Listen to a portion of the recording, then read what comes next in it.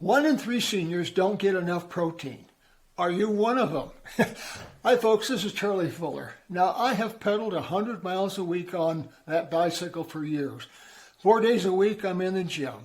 At 85, I don't say any of this to brag, it just happens to be my routine.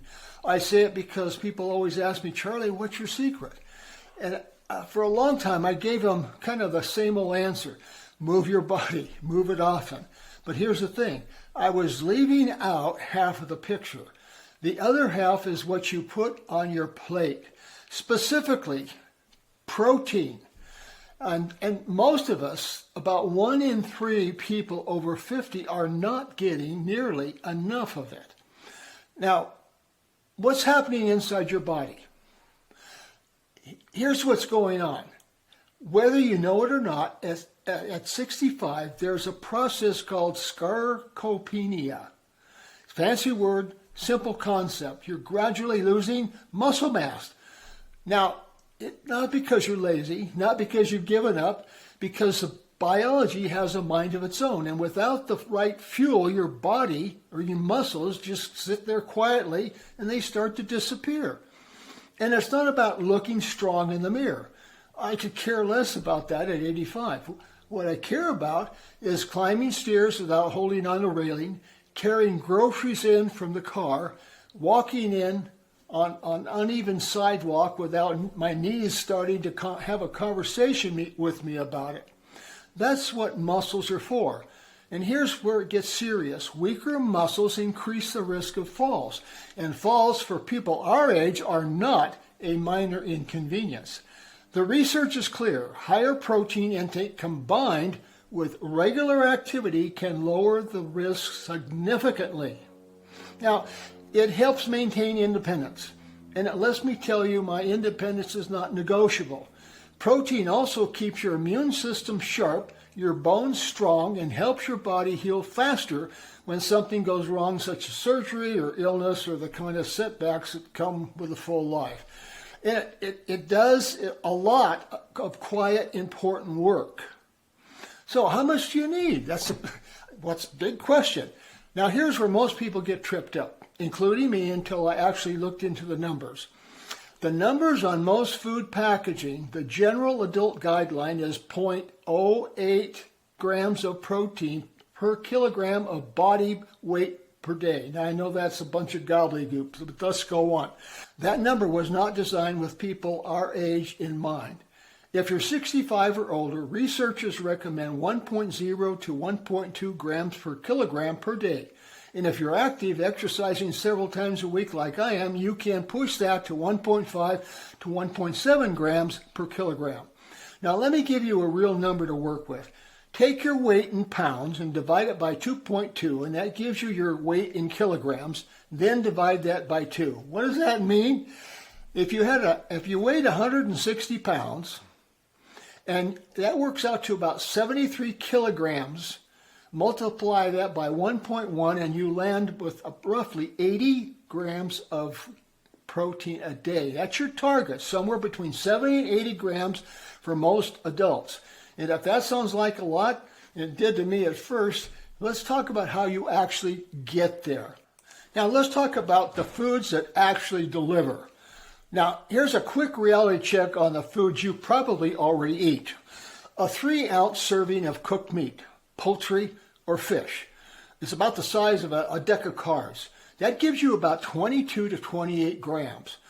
1 egg gives you 12 grams. 6 ounces of Greek yogurt, not the regular kind, Greek, gives you 18 grams, and it's far richer in protein than traditional yogurt. Half a cup of beans or lentils gets you 7 to 11 grams. Even small servings of white beans, about 2 to maybe 2.5 ounces, gets you close to 25 grams. Now, I don't keep a food scale on my counter, but I've learned what portions actually look like.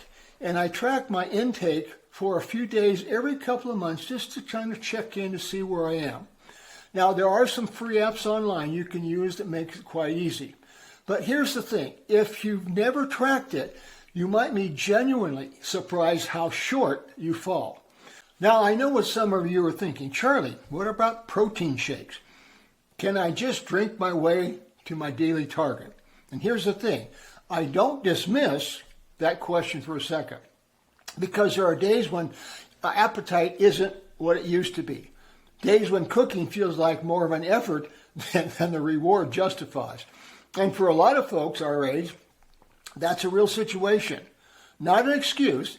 So let me give you an honest answer. Protein drinks, whether that's powdered protein that you mix yourself or ready to drink bottled, can be an absolute help for you to hit your daily number.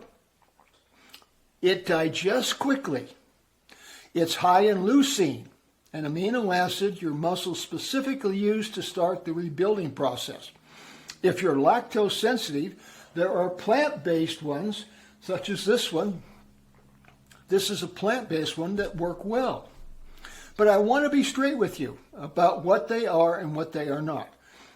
They're a bridge, not a building. Whole foods, eggs, meat, fish, beans, dairy, come packaged with other things that your body needs. Vitamins, mineral, fibers, healthy fats. A scoop of protein powder doesn't bring any of that to the table. And some of the commercial drinks marketed to seniors, the ones you see right on the pharmacy shelf, have enough sugar in them that gives me pause to kind of say, well, should you do that? Always read the label. Protein grams high, sugar grams low. My rule of thumb, food first, drinks as a backup. Now, if a protein shake helps you hit that 80 grams a day when otherwise it'd land at 45, then that's a win.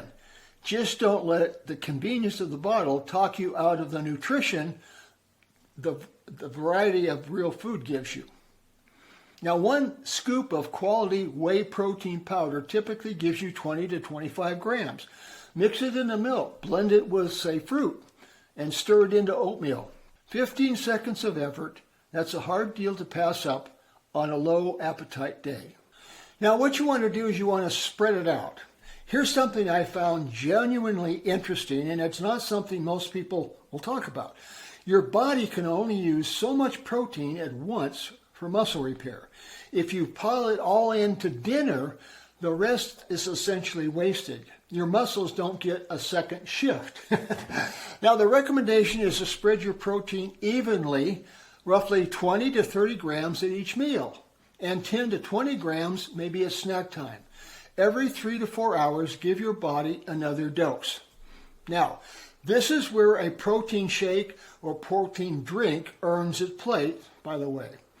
That mid-morning or mid-afternoon window, when you're not hungry enough for a full meal, but your muscles could use a topping off. Something with 20 to 25 grams fits in perfectly. No prep, no cleanup, no drama. Think of it less like filling a tank once and more like keeping a fire going. You need steady wood, not a big log at the end of the day. Oh, and by the way, if this stuff is useful that I'm giving you, I hope you hit the subscribe button. I put out a lot of content like this every week for folks who believe, like I do, that age is not the end of the story. It's just a different chapter. Now, simple moves that work. Let's talk about some practical ways to get more protein in without turning every meal into a science project. Eat protein first. Every meal, lead with your protein source.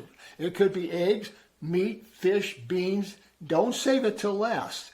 You're going to want to not fill up on bread before you get to the important part. Make Greek yogurt your friend.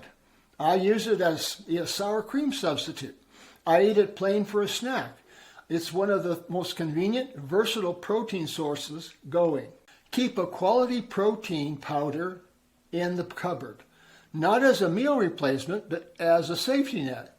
On those days when your appetite is low, your schedule is packed, or the fridge is looking kind of sparse, that scoop of protein powder is the difference between hitting your target and falling 30 grams short. Snack, smart.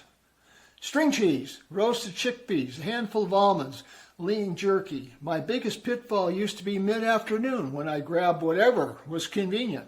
Now convenient and protein rich are the same things. Add a little boost to whatever you can. Stir milk powder into your oatmeal. Sprinkle almonds on a salad. Mix cottage cheese into your mashed potatoes. Nobody's going to know the difference, and your muscles will thank you. Now, I'm a really big believer in using granola. I use this, put it in all kinds of stuff. Now, let me give you a concrete example because I think real numbers are more useful than abstract guidelines. Let's say breakfast, 2 scrambled eggs, a slice of whole grain toast with peanut butter maybe, and a glass of milk. That's going to be around 30 grams. Mid-morning snack could be a protein shake, a scoop of whey protein mixed in the milk, 25 grams, done in under a minute. Lunch, a sandwich with 3 ounces of lean meat, a couple ounces of cheese, and some vegetables, 35 grams. Dinner doesn't have to be a heavy lifter. 3 ounces of fish, some steamed vegetables, and a small serving of pasta. That's about 18 grams. So that gives you close to 108 grams for the day. Spread it across meals. Not extreme, not complicated, just intentional. And yes, the shake made a real difference to that total. And before I wrap up, a word of caution, because I'm not a doctor and I don't pretend to be one. If you have kidney disease or other conditions that affects how your body processes protein, talk to your doctor or your registered dietitian before making any significant changes. Some commercial protein drinks also interact with medications. Another good reason to loop in your doctor before making it a habit. For most of us, these guidelines are safe, but not everybody's situation obviously is the same. Now, I've been doing this for long enough to know that information without action is just trivia.